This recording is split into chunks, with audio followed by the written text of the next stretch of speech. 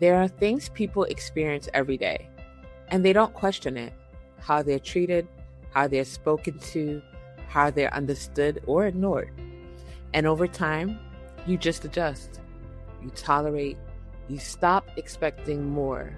But the truth is, what you tolerate becomes your standard. Welcome to the interview room, where real conversations build real growth.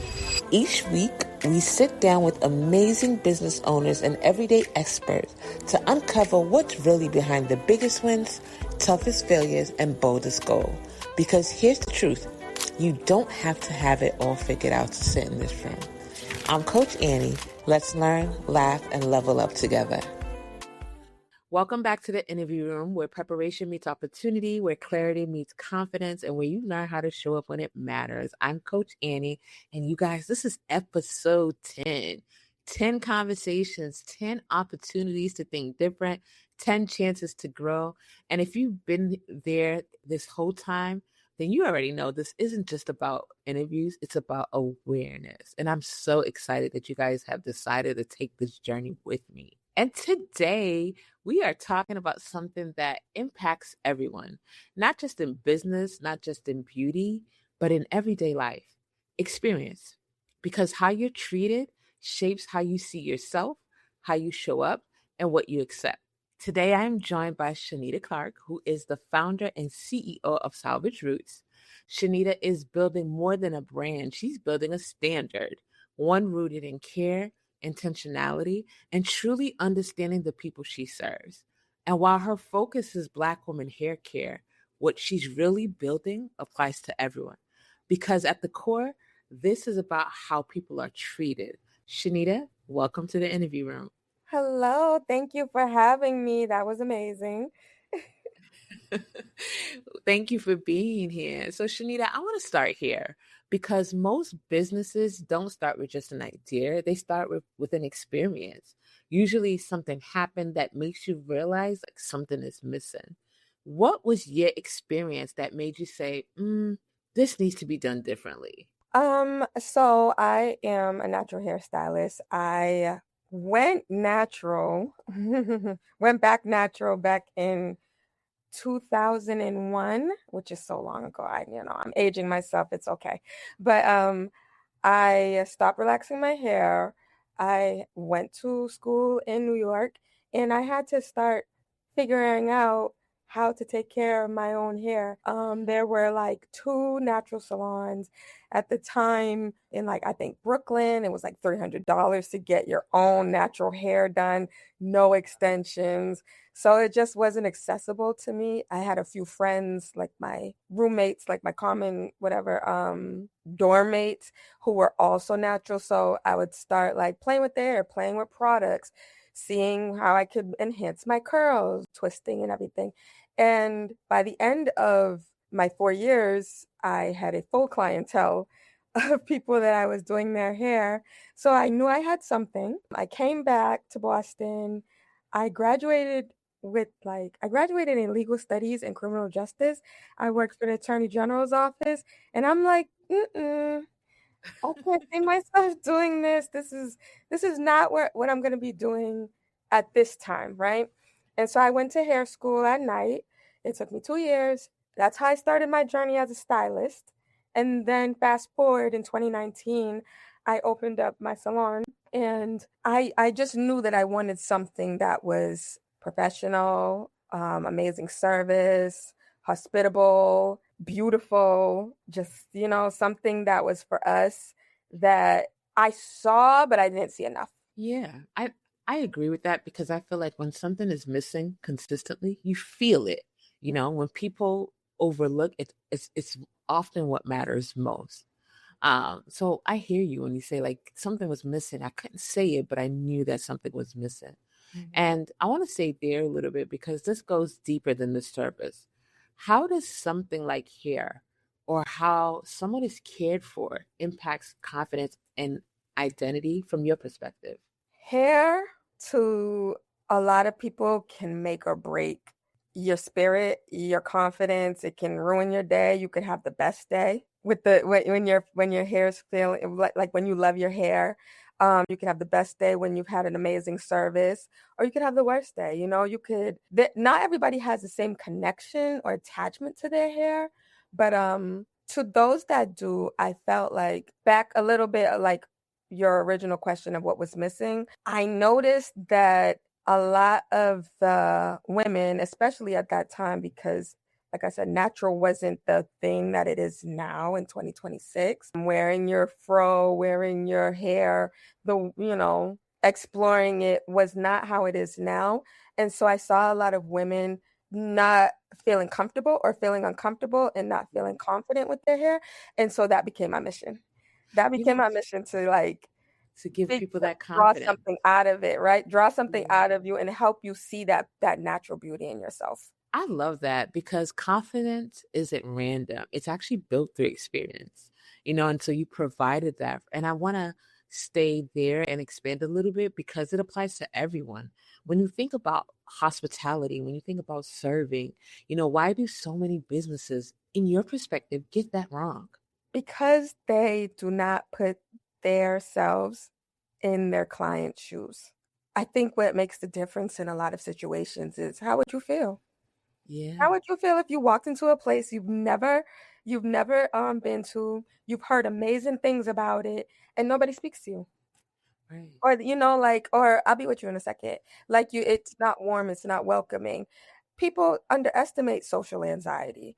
They underestimate what a smile can do, Right. and the way I look at the importance of hospitality, especially, is we deal with so much in this world, everybody, right? Especially now, we're dealing with so much. We need spaces that we can walk into and just feel at ease, feel like it's peaceful. I always say, when the interior designer was helping me design the salon, she said, "How do you want people to feel?" I said, "I want them to feel like when they walk through the doors, they just want to exhale. They say, I'm here, I made it." And we tell them, take a load off. You can come sit, get your robe, get your warm towel, get your drink, coffee, tea, champagne, those things make people feel good. So what I'm hearing from you is that service is what you do, yes, but experience is what people feel, right? And because service is expected, experience is what is remembered. That's what I get out of the conversation and what you're saying and what I'm hearing. And building something like this requires a lot of intention. And you talked a little bit about that in just the detailing of how you set up your salon. What's something that you learned about building something that truly reflects the people you serve? Well, let me quickly say too, what I think about hospitality and customer service is, one is a given. Yeah. Hospitality is going above and beyond. And that's what I think I want to say. I want to reflect that in the people that I serve. It's going above and beyond for my people, for my community. I Mhm. want to give an oasis to a place that doesn't always feel like they're underserved. And when we want to do more for that community, we want to do more for those people. And we do a lot that even extends beyond the clientele, because we understand access. Not everybody can access the salon.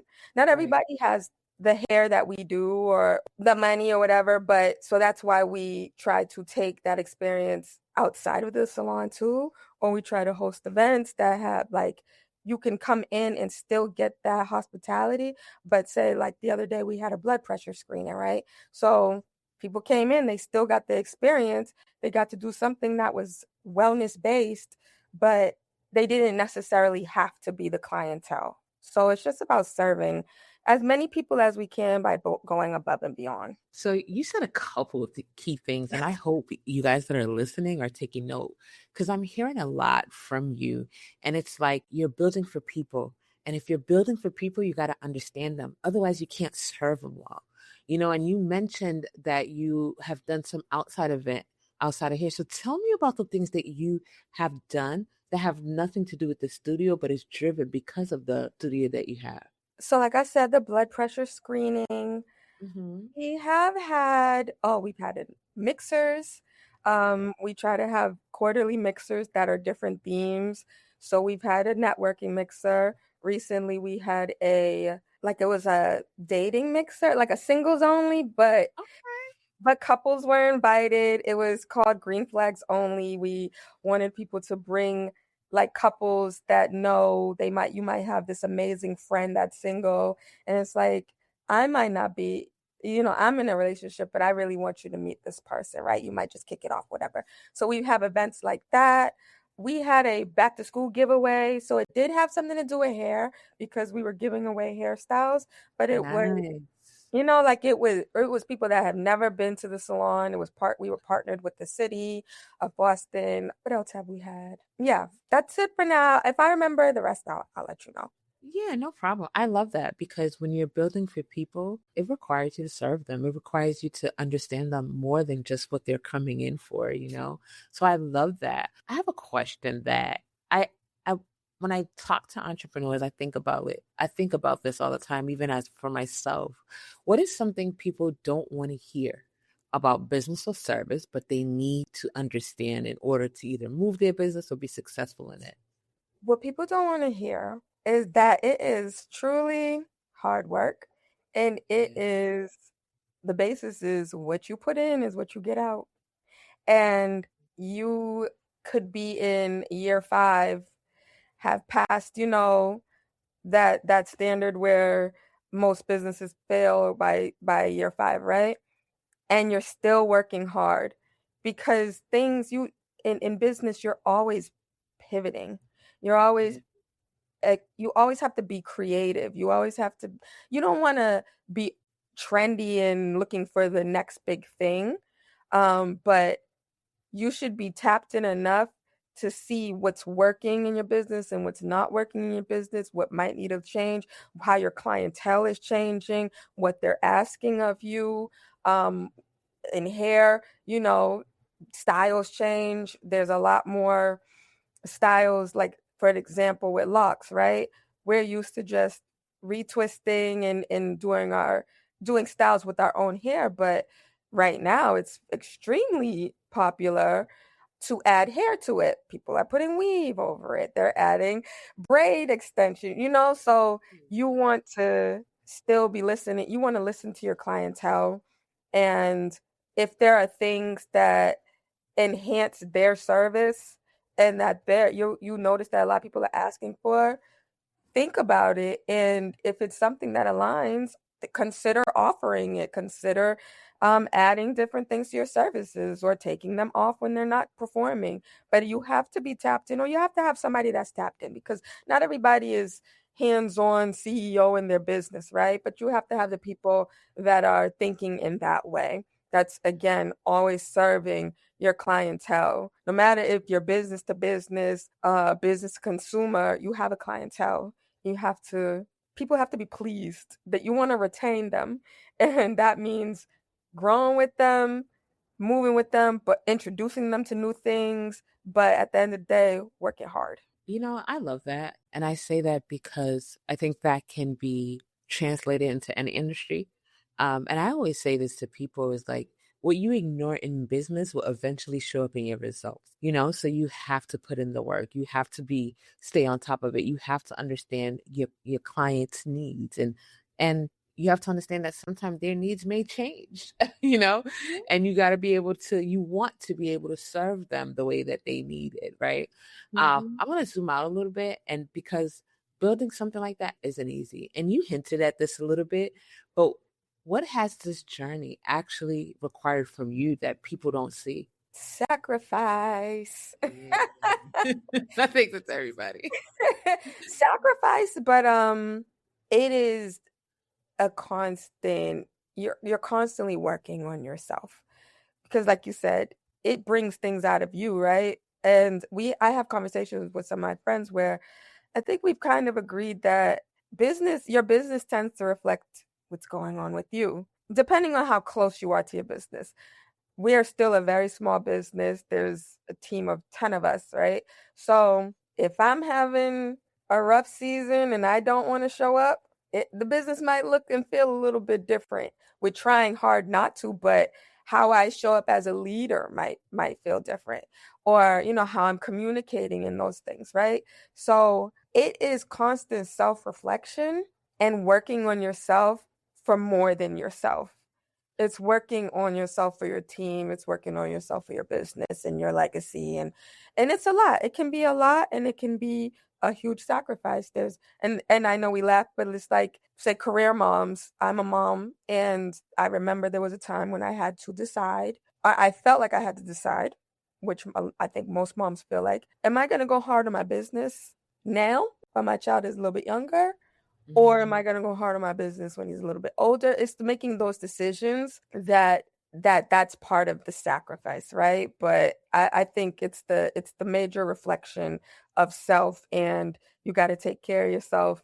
You have to take breaks. Burnout is real, and when you don't, when you neglect yourself too much, it will show up in your business as well. I do agree with that because I think that when you're building something meaningful, it always comes with a cost.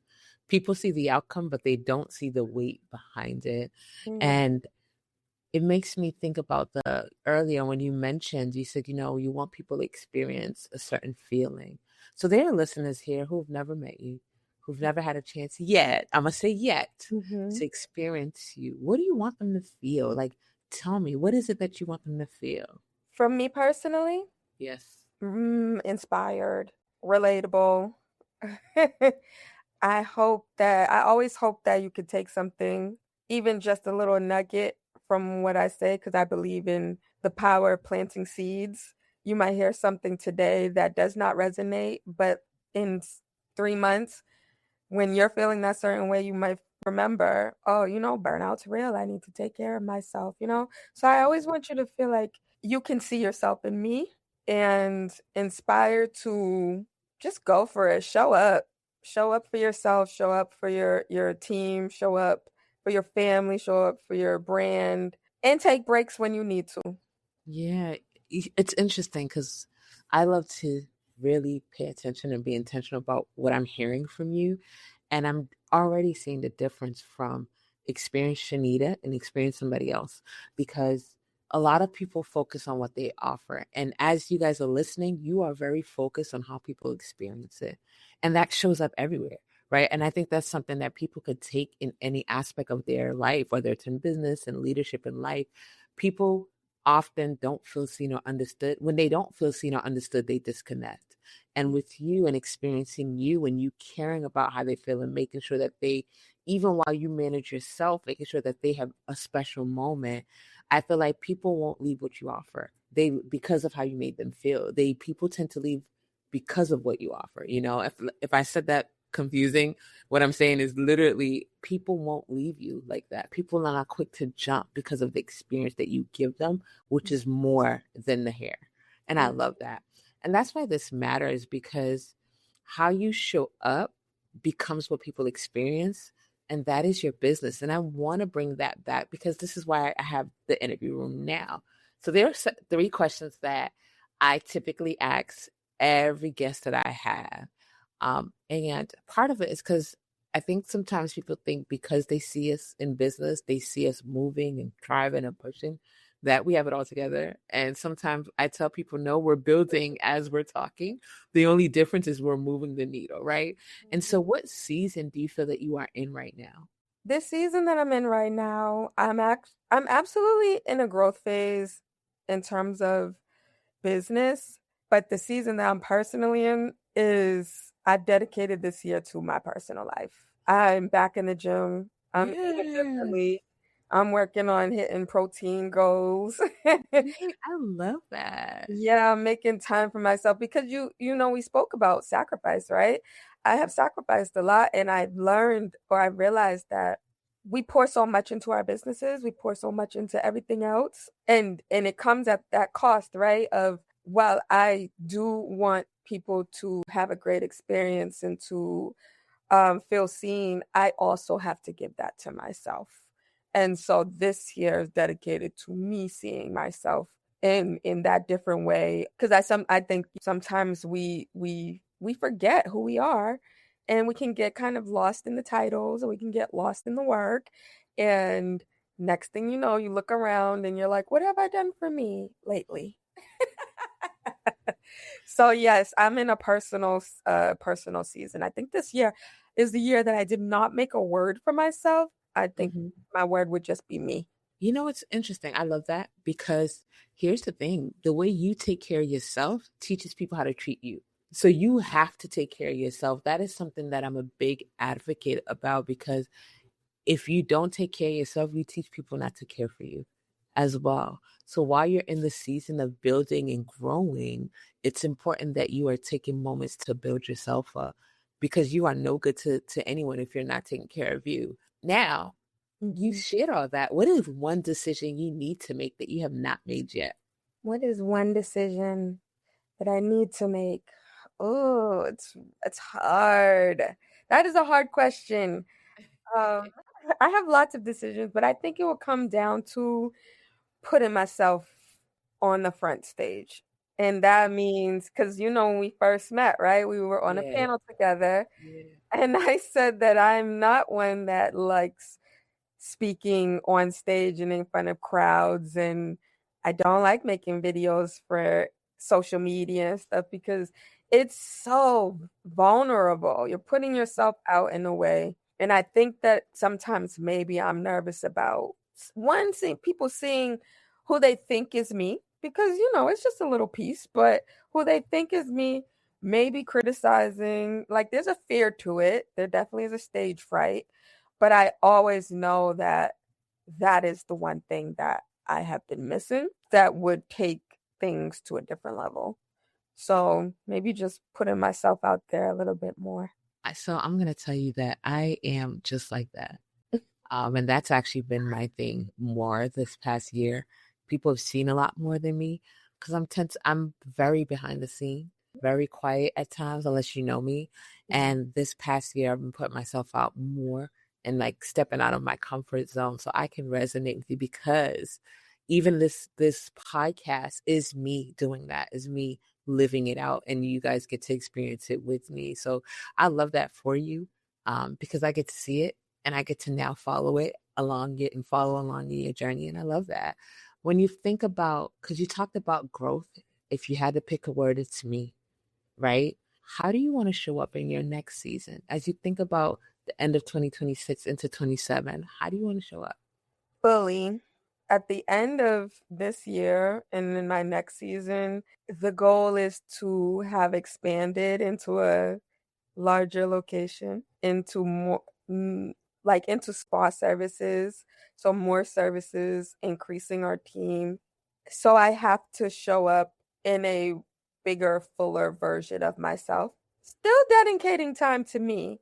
But I know that there's things that there's times that the business and this new season is going to need more of me, and I won't be able to hide or say, I don't want to do that or whatever. I need to I know I need to show up fully. If Yeah. that makes sense. So, Shanita, before I go into the closing, first, thank you for just being so transparent and open. I love that. And I got that energy from day one from you. That's why I was like, oh, Shanita, we got to connect Mhm. because I definitely felt that. How can people find you? Because I know that there's more. And what one thing I noticed that we didn't talk about is your name, your title, your why. Why that? It's always a little hard to explain because it's multifaceted. My old logo that I think I had the logo before the name was the Sankofa bird. It's the Ghanaian symbol where the bird is looking, the head is turned backwards, and there's like an egg sitting on top of it. And the symbol means to go back and get it, learn from the past so you know how to move in the future. And to me, that meant, especially with the natural hair and going back to natural, going back to our true nature, our true selves, the simplicity and the beauty of it all. And then I was talking to my sister, and I'm like, I know I want roots, and I know I wanted to, me, I want those two to go together. And so she said, what about salvage roots? And then once I heard it, I knew it was that. So it's like deeper, it's layered because you could be talking about hair, you could be talking about ancestry, You could be talking about heritage. You could be talking, about so many things. The products that we make. I make an oil that's six oils because I wanted to keep it simple. And so Salvaged Roots just made the most sense to me. I love that. And I love the creativity behind it. I love that it's not your average title, a name for a beauty salon. I said title, name for a beauty salon. And I love that. And I love the meaning behind that. How can people find you, Shanita? You can find me on Instagram. I'm pretty much usually there. My salon page is at Salvaged Roots. I am at Naughty Girls, LinkedIn, Shanita Clarke, and I'm on TikTok at The Beauty Boss. Beauty Boss. Okay. That's a newer page, though. That was me toying around and playing with making videos and showing more of myself. So I may change the name to match the others once I feel more comfortable, but that is my truth. And we are bearing our souls today with each other. So if you find me on there, say hello. Yeah, I love that because here's the thing, we're not perfect.